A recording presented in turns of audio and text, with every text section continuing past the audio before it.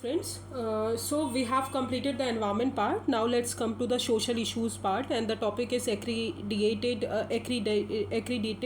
social health activists, that is Asha workers. तो अभी ये न्यूज़ में इसलिए है कि इंडिया के जो आशा वर्कर्स हैं वो 6 रिसिपिएंट्स में से एक हैं जिनको WHO director generals global health leader award मिला है. तो WHO director generals global health leader award किसको मिला है? इंडिया के आशा वर्कर्स को मिला है. मोर ऑन न्यूज़ में अगर देखा जाए तो इनको ये ऑनर जो है रिकग्नाइज़ किया है कि उनका जो कंट्रीब्यूशन है हेल्थ सेक्टर में, लीडरशिप में, कमिटमेंट में, कि हमारा जो हेल्थ इश्यूज़ हैं हम उसको कैसे सॉल्व करेंगे, वो बहुत ही अच्छा है. तो दैट्स वाई उनको जो है रिकग्नाइज करने के लिए ये दिया गया है. A total of 6 recipients award was given, जो कि डॉक्टर पॉल फार्मर को दिए गए हैं. इन सबको दिए गए. It not necessary. The necessary part is what, India के आशा वर्कर्स को ग्लोबल हेल्थ लीडर्स अवार्ड मिला है, विच इज़ किसका अवार्ड है? वो WHO डायरेक्टर जनरल का अवार्ड है. अब हम देखते हैं ASHA accredited social health activities workers होते क्या हैं. ये हैं क्या? ASHA workers actually female community है जो ग्राउंड और रूरल लेवल पे हमारी वर्क करती है हेल्थ इंफ्रास्ट्रक्चर के लिए under national rural health mission के अंदर, जो कि 2005 में लॉन्च हुआ था. तो आशा वर्कर्स कौन है? फीमेल कम्युनिटी है, हेल्थ वर्कर्स हैं जो कि कम्युनिटी बेस्ड हेल्थ फंक्शनरीज करती हैं under the NRHM. Okay, with launch national urban health mission 2013 में जब लॉन्च हुआ तो इनको अर्बन सेटिंग में भी दिया गया. तो मतलब अर्बन एरियाज़ में भी अब आशा वर्कर्स रहती हैं. पहले क्या था, सिर्फ रूरल एरियाज़ में रहती थी. अब आशा वर्कर्स जो कोर है इनका आशा वर्कर्स का, कि यही है कि जो कम्युनिटी मेम्बर्स हैं उनके अमंग कैपेसिटी बिल्ड करना, कि जो हेल्थ केयर सिस्टम है उसको सही से देखें और हेल्थ सर्विसेज को प्रोवाइड करें. अब आशा वर्कर्स जो है वो वॉलंटरी बेसिस पे चूज़ किए जाते हैं through a process in that involve community groups हो गए, सेल्फ हेल्प ग्रुप्स हो गए, आंगनवाड़ी इंस्टीट्यूशन हो गए, ब्लॉक नोडल ऑफिसर्स हो गए. तो ऐसे करके आशा वर्कर्स को चूज़ किया जाता है. और देयर आर अराउंड, अगर बात करें तो 10.4 लाख आशा वर्कर्स हैं अराउंड द कंट्री, जो कि लार्जेस्ट वर्कफोर्स अगर आशा वर्कर्स की बताएं कहाँ पर मिलती है तो ये उत्तर प्रदेश में मिलती है, फिर बिहार, फिर मध्य प्रदेश में. और याद रखिएगा गोवा बस एक ऐसी हमारी स्टेट है जहाँ पे हमारे कोई भी आशा वर्कर्स नहीं है. अगर हम लेटेस्ट रिपोर्ट के हिसाब से बात करें, अकॉर्डिंग टू द गाइडलाइंस जो नेशनल हेल्थ मिशन में ली गई है, तो वुमेन जो भी प्रेफरेबल है आशा वर्कर्स के लिए वो 25 to 45 ईयर्स ऑफ एज होनी चाहिए. और प्रेफरेंस उनको दिया जाता है जिन्होंने 10th क्लास जो है क्वालिफाइड किया है. ओके, सिंस ये वॉल्टियर्स होते हैं तो इनको गवर्नमेंट से कोई ऐसा नहीं है कि गवर्नमेंट उनको सैलरी पे करेगी. मतलब गवर्नमेंट जो है ऑब्लाइज नहीं है कि इनको सैलरी पे करेगी. ये परफॉर्मेंस बेस्ड इंसेंटिव्स इनको मिलते हैं.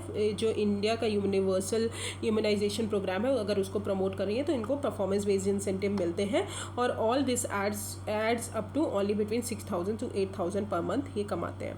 Okay, so this is the ASHA workers. Now let's come to what is the significance of ASHA workers. तो इम्प्रूव मैटरनल केयर, बिकॉज इनका वर्क ही होता है. क्या होता है, एंटीनेटल जो केयर सर्विसेज होती हैं इसका यूटिलाइजेशन वो इंक्रीज़ करते हैं, स्किल्ड बर्थ अटेंडेंस देते हैं, प्राइमरी हेल्थ केयर सर्विसेज को एक्सेस इंक्रीज हो जाती है, हेल्थ आउटकम्स को इंक्रीज़ करते हैं और बेटर रीच होता है इनका, क्योंकि ये ग्राउंड लेवल पे ज़्यादा वर्क करते हैं. अब आशा वर्कर्स के अगर रिस्पॉन्सिबिलिटीज़ बताएं तो पहला है अकॉर्ड एंटी और post Nuttall care, institutional delivery करवाते हैं, इम्यूनाइजेशन, डायबिटीज़ टेस्ट वगैरह प्रोवाइड करते हैं, फैमिली प्लानिंग के बारे में बताते हैं, काउंसलिंग करते हैं कि ब्रेस्ट फीडिंग कितना ज़रूरी है हमारे बच्चे के लिए, और बर्थ अटेंडेंस को देखते हैं, जो भी डिसीज़ है उनका प्रिवेंट करते हैं. कम्युनिटी सेंटिसाइजेशन की बात करें तो health nutrition related government programmes जो है जो हमारी रूरल पॉपुलेशन है वहाँ तक पहुँचाते हैं और उनके लिए वर्क भी करते हैं. Survey of health and related events, community mobilization programme भी निकालते हैं, और provision of drugs like malaria, tuberculosis, diarrhoea, ये सब भी देखते हैं. और डायग्नोसिस अगर बात करें तो मलेरिया और प्रेगनेंसी वगैरह भी, ये सब मतलब इन सब चीज़ों के लिए वर्क करते हैं. एक्चुअली वो डॉक्टर्स नहीं होते, but as in rural level पे वो इसी तरह वर्क करते हैं.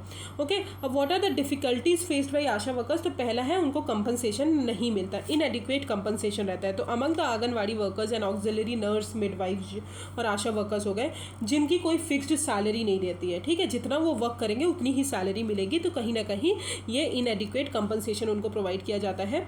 सोशियो कल्चरल फैक्टर्स भी है, क्योंकि वुमेन जो है वो लेस रिप्रेजेंटेटिव है हमारे विलेज काउंसिल में, इसलिए उनको डिसीजन मेकिंग में बहुत कम इन्वॉल्व किया जाता है. देयरफॉर फॉर आशा वर्कर्स अगर बात करें तो initiate a community is not feasible in rural areas. Poor infrastructure की बात करें तो इनएडिक्वेट ट्रांसपोर्ट है, जिसके कारण हमारा रेगुलर ड्यूटीज़ नहीं कर पाती आशा वर्कर्स।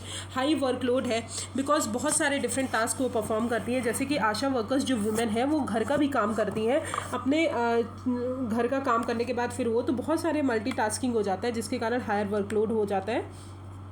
अदर डिमोटिवेटिंग फैक्टर्स की बात करें तो मेडिसिन का shortage, lack of training, family disapproval, attitude of health staff, तो ये सब चीज़ें अदर डिमोटिवेटिंग फैक्टर्स हैं। अब कोविड के टाइम पे उनको क्या क्या चैलेंजेस फेस किए गए, तो अगर हम बताएं कोविड के बिगनिंग में क्या हुआ, आशा वर्कर्स ने सेवरल अटैक्स हुए, मतलब different parts of the country, because उनको डोर टू डोर विजिट करना पड़ता था, ठीक है, डोर टू डोर विजिट करना पड़ता था, जो कि वो नहीं कर पाए। Despite of higher risk of contracting कोविड-19, उनके पास लिमिटेड एक्सेस था बेसिक पीपीई किट का, मतलब पीपीई किट जो थी उनको ज़्यादा नहीं मिलती थी, ग्लव्स भी ज़्यादा नहीं मिलते थे, हैंड सैनिटाइजर्स भी नहीं मिलते थे, और फिर ट्रांसपोर्ट को अरेंज करने में भी डिफ़िकल्टी होती थी, और हॉस्टाइल एटीट्यूड्स जो थे कम्युनिटी में, जैसे सोशल रिलेशन ब्रेकडाउन है, तो वो भी चीज़ें जो हैं आशा वर्कर्स ने चैलेंजेस फेस किए ड्यूरिंग द कोविड-19।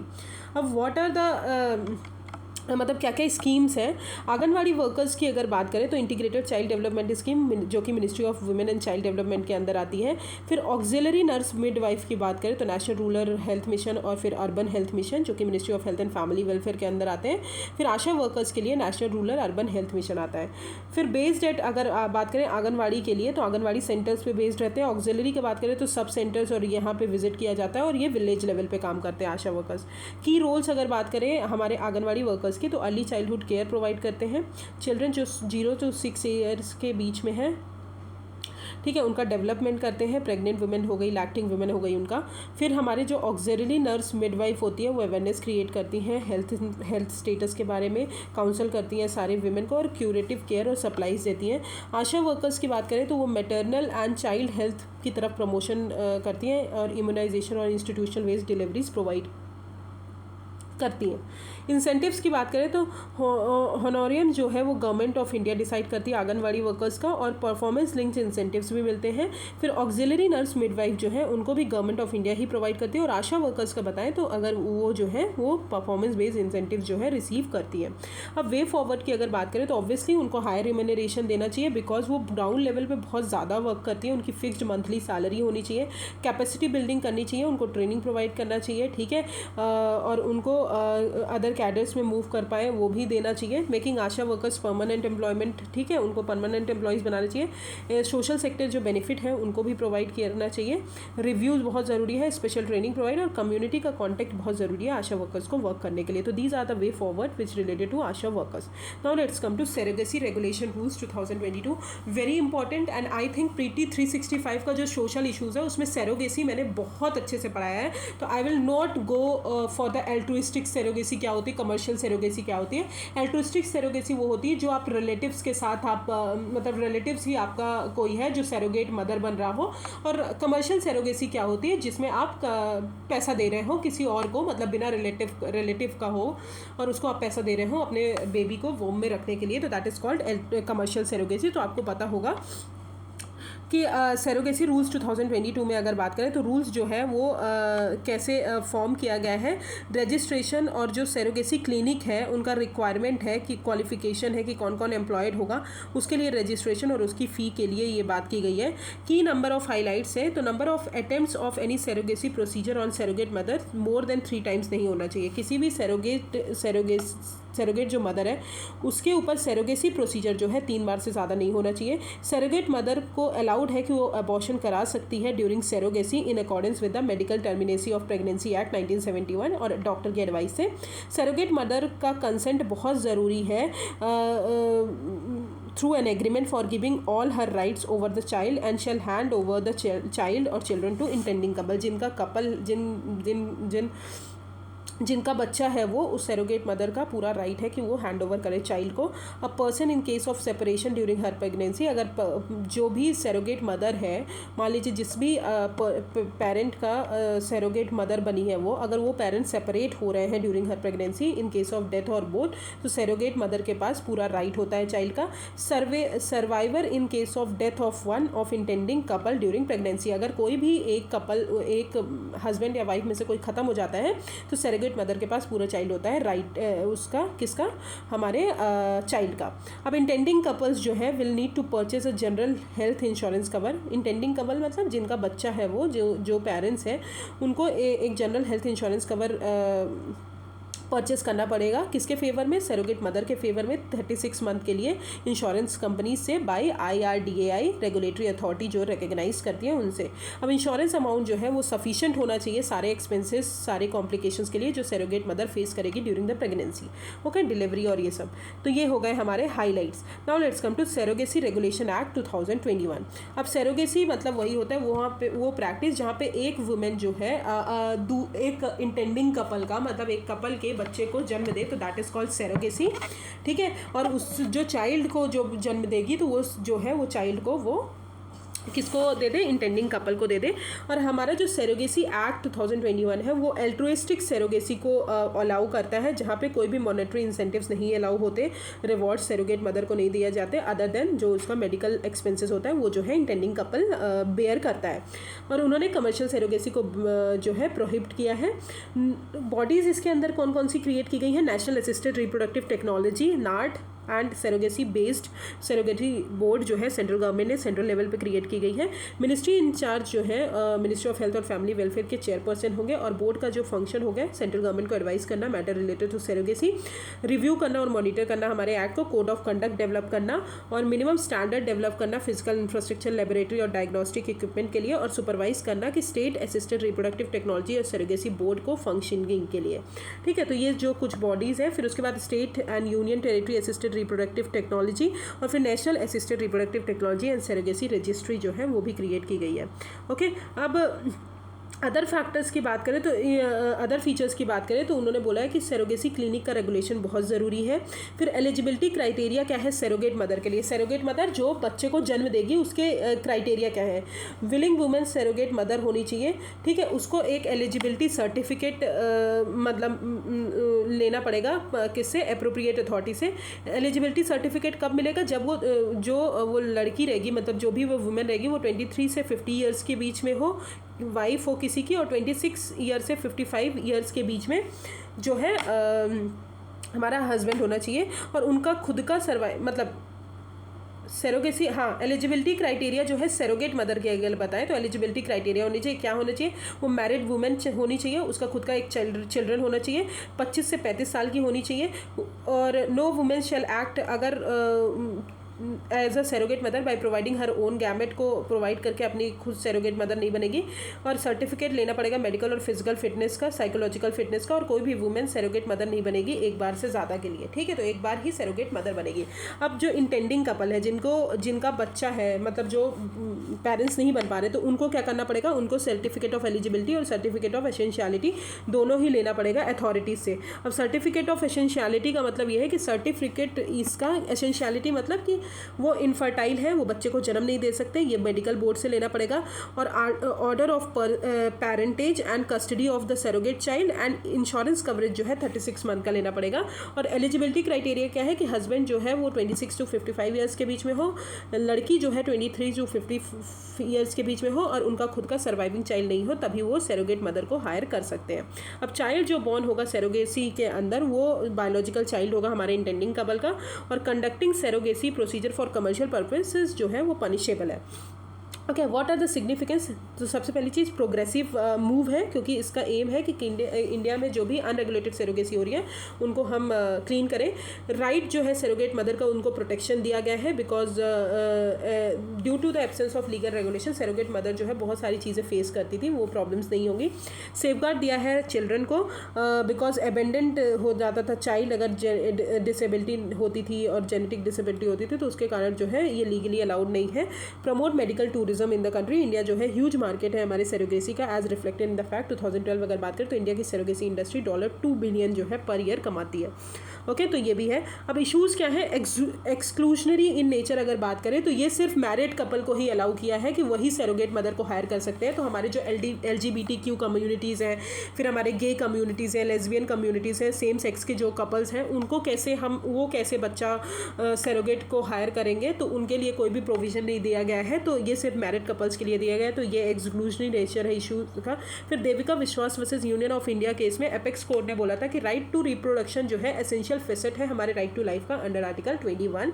फिर इशूज़ जो है इनफर्टिलिटी डेफिनेशन, मतलब इनफर्टिलिटी की डेफिनेशन क्या होगी, तो ये बहुत सारी चीज़ें कवर नहीं करता है। It does not cover all cases in which couple is unable to bear child. Banning commercial surrogacy denied a legitimate source of income of the surrogates, ठीक है। तो कहीं ना कहीं कमर्शियल सरोगेसी जो है बेनिफिट नहीं मिल पाएंगे उनको ज़्यादा, तो ये भी एक इम्पॉर्टेंट इशू है। अब what are the conclusions in India अगर बात करें तो मेजर ऑब्स्टिकल टू सरोगेसी है कि हमारे दोनों पार्टीज़ के डिफरेंट इंटरेस्ट को बैलेंस करना। ऑन वन साइड अगर बात करें, ये ड्यूटी है स्टेट की कि हमारा जो सरोगेट मदर का एक्सप्लॉयटेशन हो रहा है वो बंद करना है और उन अनबॉर्न चाइल्ड जो है उनको प्रोटेक्ट करना है। While on the other hand अगर बात करें, वुमेन का राइट है कि वो अपना रिप्रोडक्टिव चॉइसेस खुद से कर सके और and the right of the intended parent. तो इंडिया जो है जो भी सरोगेसी बिल लाया है still struggling to find the right balance between these conflicting interest. Okay, so this is the conclusion. Now let's come to child marriage. Child marriage ये news में इसलिए है कि एवरी फोर्थ वुमेन सर्वे किया गया है 20 to 24 ईयर्स के बीच में वो मतलब उनकी शादी जो है 18 साल से पहले ही हो जाती है according to national family health survey. More findings की अगर बात करें तो at the age of first marriage at first marriage बात करें तो लीगल एज जो होती है मैरिज की आपको पता है 18 साल होती है। 18 साल के बाद ही आप शादी कर सकते हैं, बट बहुत सारी जगह 18 साल से नीचे शादी करते हैं, बहुत सारे स्टेट में ऐसा होता है। तो 38% ऑफ द वुमेन जो है वो 20 से 49 ईयर्स के बीच में जो मैरी करती हैं वो लीगल एज से पहले मैरी कर लेती हैं। मीडियन एज अगर बात करें तो median age at first marriage is 19.2 years और state with low child marriage age है इन वेस्ट बंगाल, ठीक है। टीनेज भी चाइल्ड बेयरिंग, तो ये फाइंडिंग इतनी ज़रूरी नहीं है, जो आपको मेंस के लिए थोड़ा बहुत ज़रूरी है। तो नेशनल फैमिली हेल्थ सर्वे के हिसाब से आपको ये बताना है किसी भी आंसर में कि हमारा जो विमेन है वो 18 से पहले जो है मैरिड हो जाती हैं। अब चाइल्ड मैरिज और उसके कॉजेज़ की बात करें तो चाइल्ड मैरिज जो है वो डिफाइंड है कि फॉर्मल और इनफॉर्मल यूनियन होता है। मैरिज जो है फॉर्मल और इनफॉर्मल यूनियन है जो कि 18 साल से पहले अगर कर दिया जाए तो उसको हम चाइल्ड मैरिज बोलते हैं। ये प्रैक्टिस जनरली गर्ल्स में ज़्यादा होती है और चाइल्ड मैरिज जो है वो बहुत हमारा ह्यूमन राइट्स का बहुत बड़ा वायलेशन है। ओके, एलिमिनेशन जो है चाइल्ड मैरिज का by 2030 is a global sustainable target है, हमारा सस्टेनेबल डेवलपमेंट गोल है। अब कौन कौन से कॉजेज़ हैं? पहला है कल्चरल एंड सोशल फैक्टर, जो कि आपको बहुत अच्छे से पता है। बहुत सारे रीजन में, बहुत सारे स्टेट में दूसरे सोशल नॉर्म्स है, दूसरे कल्चर है, दूसरे उसमें है, तो गर्ल्स की मैरिज वहाँ पे ज़्यादा जल्दी वो अलाउड होती है, तो वहाँ पे ज़्यादा जल्दी कर देते हैं। Prevalence of poverty and burden of dowry for many poor families अगर बात करें तो उनका डॉटर का शादी करना वो अर्ली स्टेज में बहुत ज़रूरी रहता है, क्योंकि उनकी फैमिली को सर्वाइव करना पड़ता है। बिकॉज जब डॉटर की शादी कर लेंगे तो फैमिली में कम लोग बचेंगे, तो कम लोग को खाना खिलाना पड़ेगा, तो इसके कारण भी। सिक्योरिटी एंड सेफ्टी की बात करें तो पेरेंट्स जो है चाइल्ड की अर्ली मैरिज इसलिए भी करते हैं because they think that it will protect and secure them from increased generalized violence. Lack of education is very important, क्योंकि लैक ऑफ एजुकेशन है इसलिए लोग जो है ज़्यादा जल्दी शादी कर सकते हैं और करते हैं। इनएडिक्वेट इम्प्लीमेंटेशन ऑफ लॉ, जैसे कि prohibition of child marriage act 2006 जो है requires only marriage resulting from use of force, threat, fraud, kidnapping और violation of an injunction order of the court to prevent such marriage. तो ये भी एक important factor है। अब चाइल्ड मैरिज जो है क्या क्या अपॉर्चुनिटीज़ रिड्यूस कर देते हैं। चाइल्ड मैरिज जो है इफेक्ट ऑफ चाइल्ड मैरिज, अगर फर्टिलिटी पे बात करें तो पॉपुलेशन ग्रोथ में इम्प्लिकेशन है। चाइल्ड मैरिज जो है वो कहीं ना कहीं गर्ल्स की जो सेकेंडरी स्कूल है उसको अफेक्ट कर देते हैं, क्योंकि उसके बाद पढ़ाई नहीं कर पाती। डिलीवरी जो है यंग एज में होने के कारण बहुत सारे कॉम्प्लिकेशन आते हैं चाइल्ड बर्थ में, और बहुत सारे रिजल्ट के देखा जाता है कि गर्ल्स जो 18 साल से पहले मैरिड हुई हैं, शादी हुई है उनको फिजिकल वायलेंस भी फेस करना पड़ता है, सेक्शुअल वायलेंस भी फेस करना पड़ता है, तो ये सब चीज़ें होती हैं। चाइल्ड मैरिज जो है वो चाइल्ड जो फ्यूचर अर्निंग है चाइल्ड की, जो गर्ल चाइल्ड की, वो 9% रिड्यूस कर देते हैं, और चाइल्ड ब्राइड्स जो है उनको डिसीजन मेकिंग में भी कोई पावर नहीं होती। तो दीज आर द आउटकम्स, मतलब दीज आर द आउटकम्स जो कि हमारे चाइल्ड मैरिज के बाद होते हैं। अब ways to end child marriage, सबसे पहली चीज़ एजुकेशन, ठीक है, क्योंकि right to free and compulsory education 2009 जो है वो कवर करता है। चिल्ड्रन जो है 14 साल तक जो भी चिल्ड्रन है उनको जो है right to education, free education provide किया जाए, और अभी रिक्वायर्ड है लॉ में, ये ज़रूरी है कि हमको 18 साल तक उसको कर देना है, तब तो 18 साल तक शादी नहीं करेंगे। इकोनॉमिक एम्पावरमेंट प्रोग्राम्स जो है शुड बी, उस टाइप के प्रोग्राम्स क्रिएट करने चाहिए जो कि हमारे पेरेंट्स को सेंसिटाइज करें, कि हमारे पेरेंट्स जो है अपनी डॉटर्स को एनकरेज करें कि वो फाइनेंस मतलब वो जॉब करें और उससे कमाएं और उसके बाद जो है अर्निंग और सेविंग से हम उनकी शादी करें बाद में। लॉ इन्फोर्समेंट की अगर बात करें तो not always lack of awareness of the law but unaccountability and the ability to use the gaps in the law leads to child marriages. फिर कम्युनिकेशन कैंपेन बढ़ाना चाहिए हमको, ट्रेडिशनल बिलीफ और जो भी चीज़ें हैं उनको हमारे मॉडर्न चीज़ों से जोड़ के हमको उनके इक्वालिटी प्रोवाइड करनी चाहिए। फिर national plan of action on prevention of child marriage, तो एक कॉम्प्रिहेंसिव नेशनल प्लान बनाना चाहिए, नेशनल प्लान ऑफ एक्शन, जो कि ज़रूरी है बहुत सारे रीजनल कंसल्टेशंस के थ्रू जो कि हमारी इस प्रॉब्लम्स को एड्रेस करें। अब इनिशिएटिव्स क्या है गवर्नमेंट ऑफ इंडिया ने चाइल्ड मैरिजेस को एंड करने के लिए लिए गए हैं। तो पहला है prohibition of child marriage act 2006। ये एक्ट जो है चाइल्ड मैरिज को प्रोहिबिट करता है और मैरिज जो है चाइल्ड की बताता है, बॉयज़ जो है 21 साल से पहले शादी नहीं होनी चाहिए और गर्ल्स के 18 साल से पहले नहीं होने चाहिए, ठीक है। और अभी जो है रिसेंटली 2021 का बिल आया है जहाँ पे पार्लियामेंट ने रेस कर दी है गर्ल्स की भी एज, जो कि 21 मतलब रेस करना चाह रहे हैं। फिर आते हैं बेटी बचाओ बेटी पढ़ाओ आंदोलन, आपको पता है ministry of women and child development के अंदर आती है।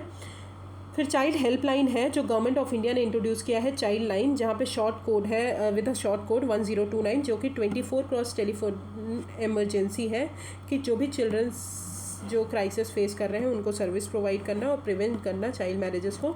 फिर national commission for protection of child rights, ये बहुत सारी एक्टिविटीज़ और प्रोग्राम्स अंडरटेक करते हैं कि चाइल्ड मैरिजेस का जो भी इशू है उसको सॉल्व करें, तो ये भी है।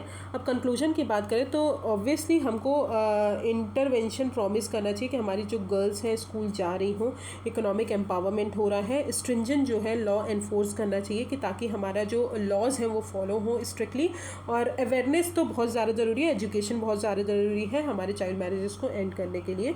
तो दैट इज़ कंक्लूजन। अब आते हैं न्यूज़ इन शॉर्ट्स में। तो श्रेष्ठ scheme is very important scheme जो कि ministry of social justice and empowerment की है, रिसेंटली ये स्कीम लॉन्च की है। इसका फुल फॉर्म है scheme for residential education for students in high schools in targeted areas.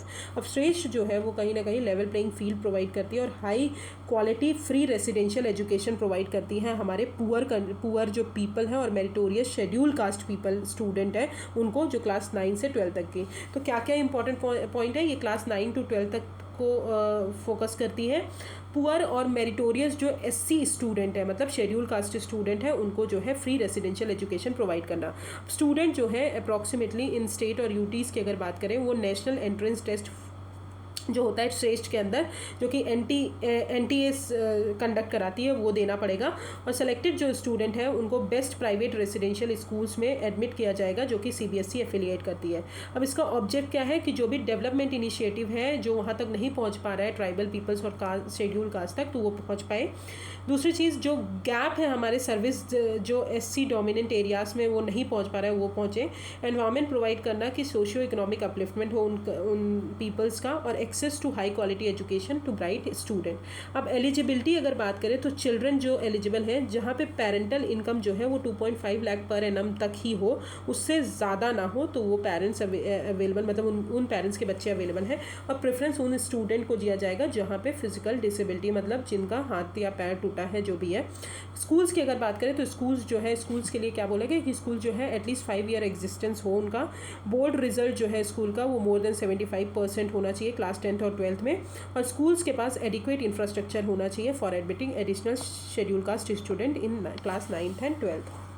अब इम्प्लीमेंटिंग एजेंसी की बात करें तो मोड 1 में डिस्ट्रिक्ट एडमिनिस्ट्रेशन है, मोड 2 में वॉलंटरी ऑर्गेनाइजेशन NGOs हैं, अदर ऑर्गेनाइजेशंस हैं, ठीक है। तो this is called Shreshta scheme. Now let's come to Parakh. It is very important, जो न्यू एजुकेशन पॉलिसी पढ़ाई है उसमें आया है।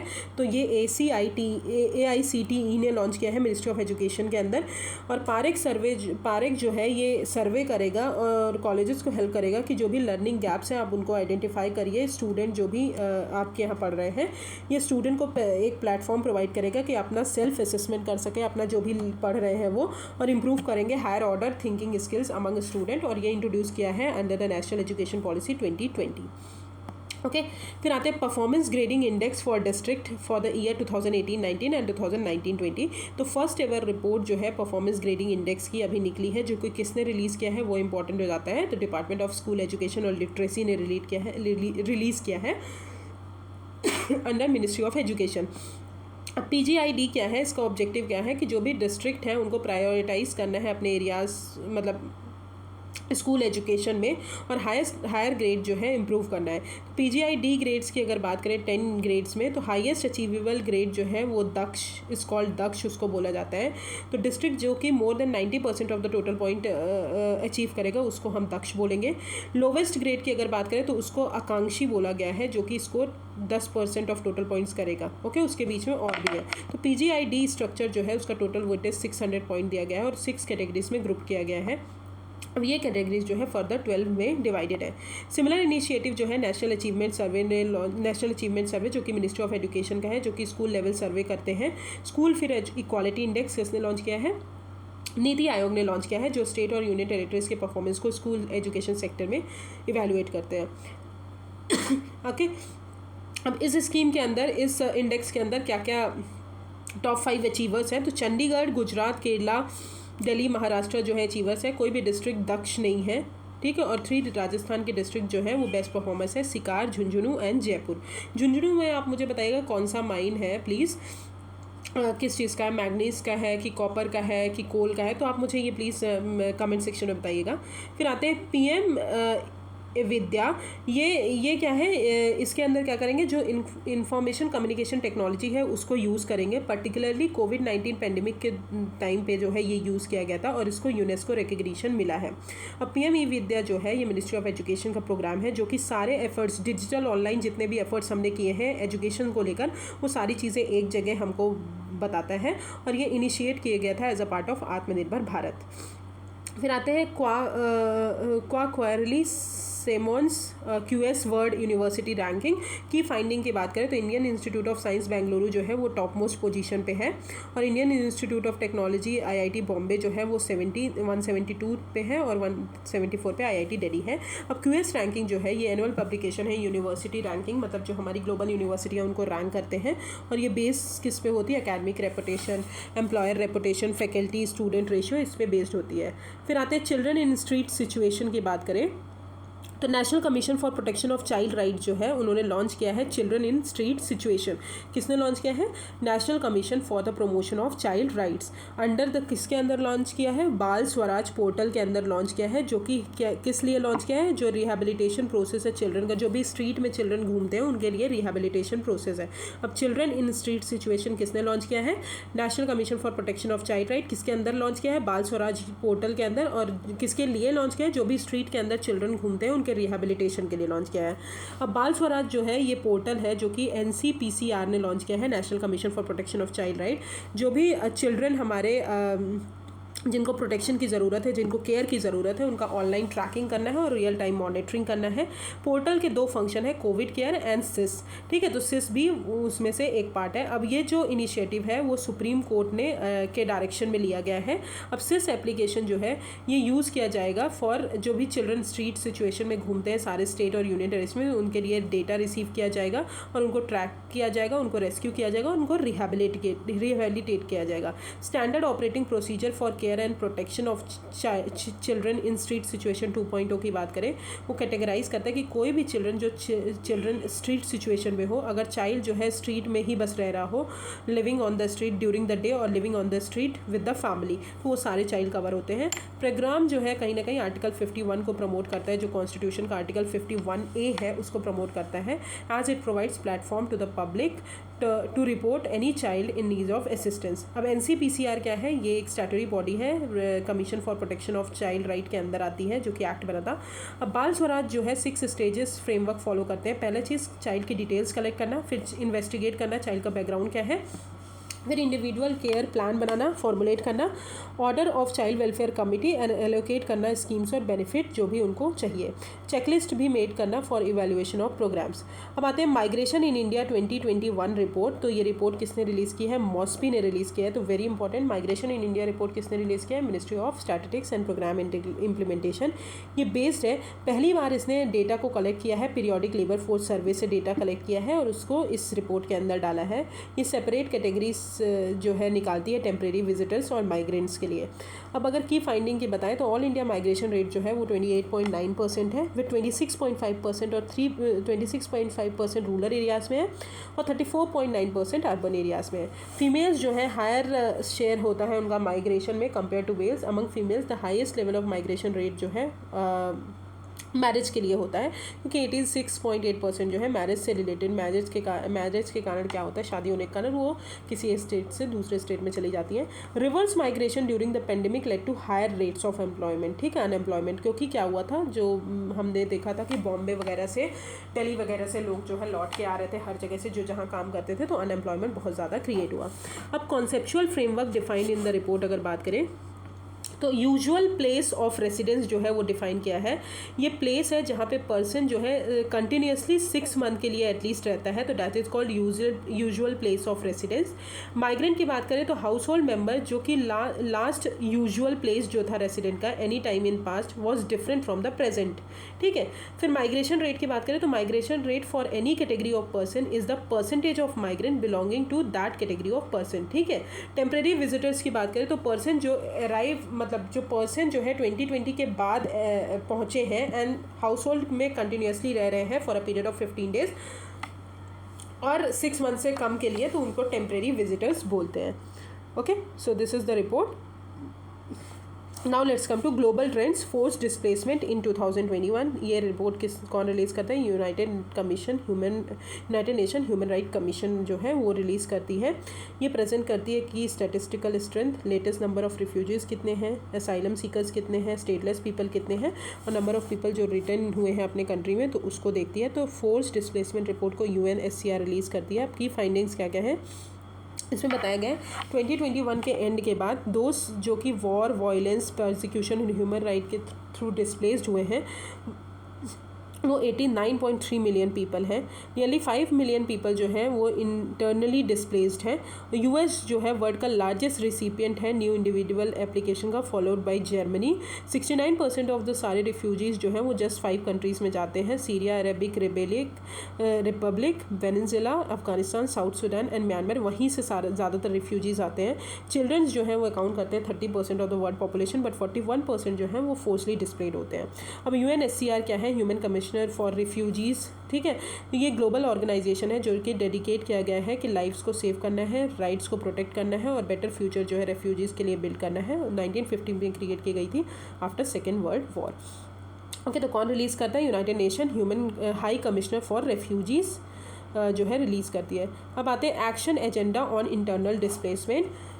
तो यूनाइटेड नेशन सेक्रेटरी जनरल ने अभी एक्शन एजेंडा जो है इंटरनल डिस्प्लेसमेंट के लिए लॉन्च किया है। तो एक्शन एजेंडा जो है उसमें बहुत सारे कमिटमेंट्स किए गए हैं बाय UN सिस्टम कि हमारे जो इंटरनल डिस्प्लेसमेंट क्राइसिस हो रहे हैं उनको हमको रिजॉल्व करना है, उनको प्रिवेंट करना है। अब इंटरनली डिस्प्लेस्ड पर्सन वो पर्सन होते हैं जो कि पीपल अपने होम से, मतलब जो जहाँ पे रहते हैं उनको वहाँ से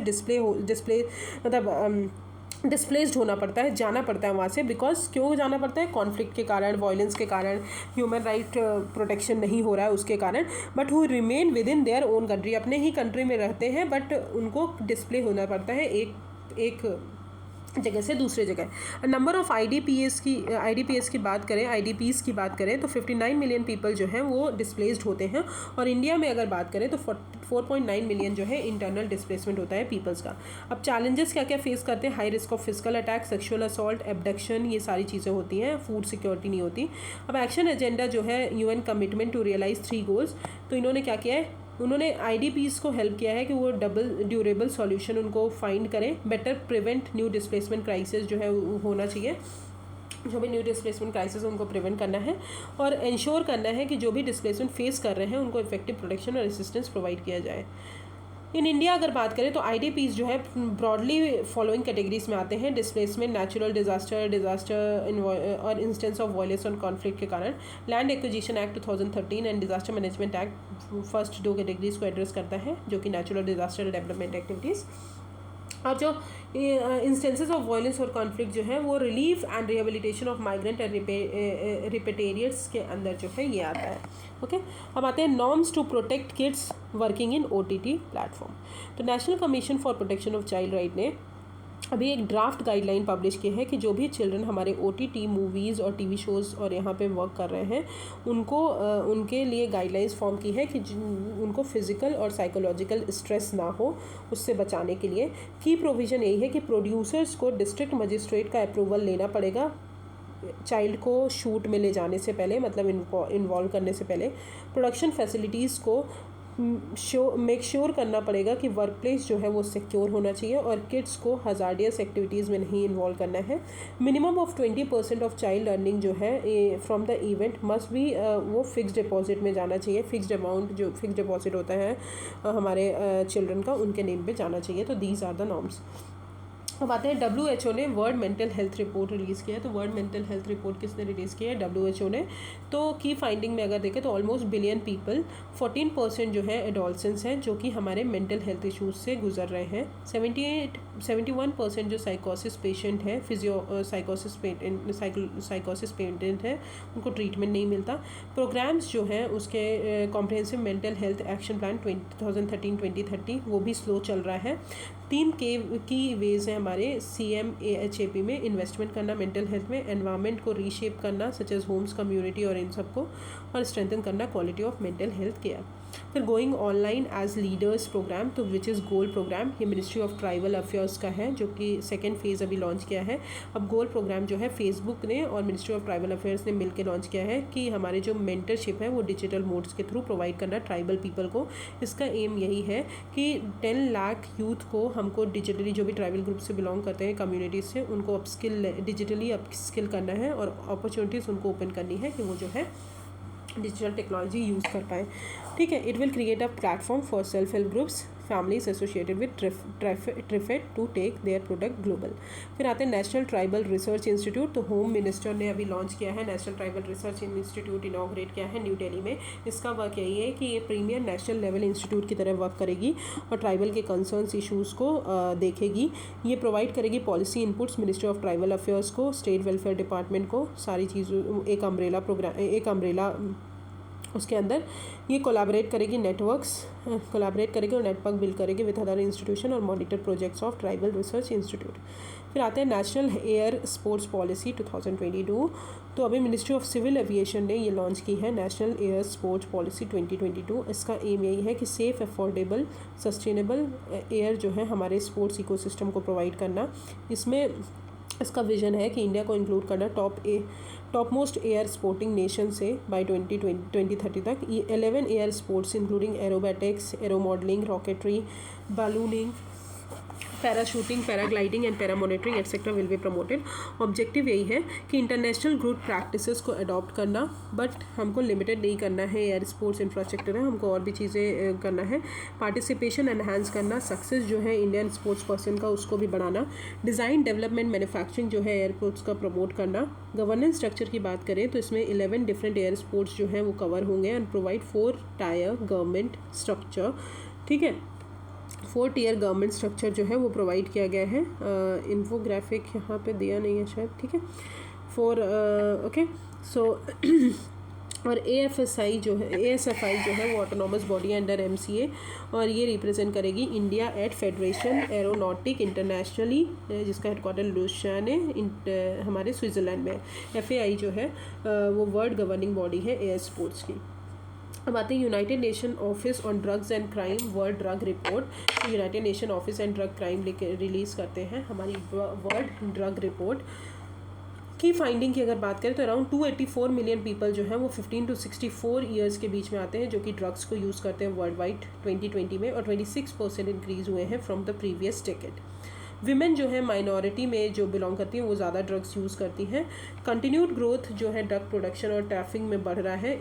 इलिसिट ड्रग इकोनॉमिक्स जो है वो भी फ्लरिश हो रही है because of conflict. Environment impact की बात करें तो डिफॉरेस्टेशन जो है वो बहुत ज़्यादा हो रहा है इलिसिट कोका कल्टीवेशन के द्वारा। ह्यूज वेस्ट जनरेट हो रहा है। डंपिंग जो है वेस्ट में वो कहीं ना कहीं सॉइल, हमारे वाटर, एयर क्वालिटी सबको इफेक्ट कर रही है। As per the report India की अगर बात करें तो इंडिया जो है one of the world single largest opiate market है इन टर्म्स ऑफ यूजर्स, और वल्नरेबल है टू इंक्रीज सप्लाई। और ये साइंस जो है of intensification in trafficking of opiates originate in Afghanistan, और ये कहीं इन ट्रैफिकिंग जो है बहुत ज़्यादा बढ़ रहा है। अब United nation office of drug and crime की अगर बात करें तो इसका हेडक्वार्टर कहाँ पे, वेना में है। ये फाउंड कब की गई थी, 1997 में, जो कि इलिसिट ड्रग के अगेंस्ट फाइट करेगा और जो भी इंटरनेशनल क्राइम हो रहे हैं उसके अगेंस्ट। और ये फॉर्म की गई थी United Nation drug control programme को और central for international crime prevention को मर्ज करके। ओके, अब आते हैं स्वच्छ भारत मिशन अर्बन 2.0, जो कि लॉन्चेस रिवाइज्ड, मतलब उन्होंने लॉन्च किया है revise Swachh certification protocol to sustain ODF status. अब स्वच्छ भारत मिशन अर्बन 2.0 की बात करें, उन्होंने रिवाइज किया है जो भी ODF status.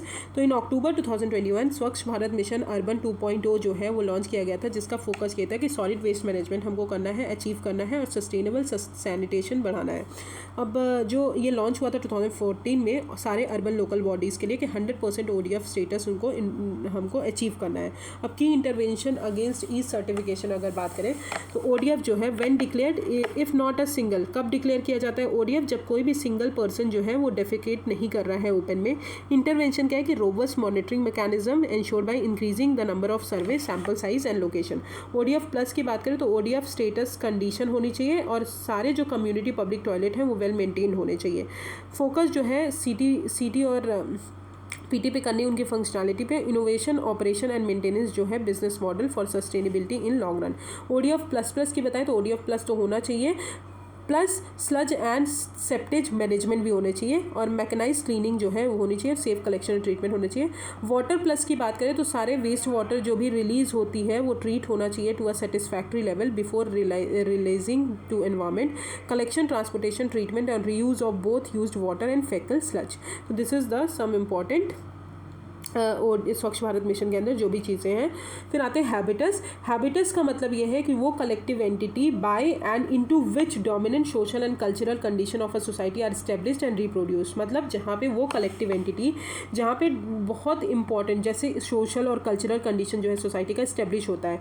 What one considers natural, taboo, neutral, good और bad is constructed by one habitus. ये जो टर्म है ये पॉपुलराइज किया गया था by French sociologist Pierre in his book Outline of a Theory to Practice. It helps instill a sense of world in individuality by attributing cultural value to material और immaterial object. ये explain करते हैं कि कैसे inequality reproduce होती है through the dominant social and cultural condition. For example अगर बात करें कास्ट बेसिस पे inequality बढ़ रही है, तो ये सब चीज़ें जो है यही टर्म है habitus. Okay, so this is the end of social issues. I will start science and technology part tomorrow. Thank you so much. If you have any problem just comment in the comment section. Thank you.